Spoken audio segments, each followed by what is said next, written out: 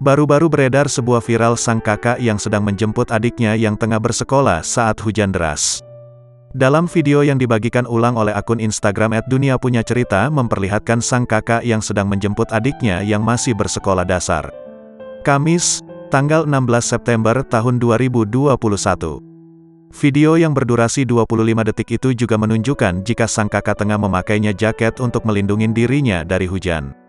Sang kakak yang belum diketahui namanya itu, sontak membuat heboh para warganet lantaran aksinya terhadap adiknya yang dinilai heroik. Banyak netizen yang memberikan komentar jika hal yang dilakukan oleh sang kakak adalah hal yang sangat heroik. Bahkan salah satu warganet menyebutkan jika niat sang kakak untuk melindungi adiknya tersebut adalah hal yang sangat manis dalam persaudaraan. Tak hanya memuji, banyak juga yang menanyakan tentang aksi pria dalam video tersebut.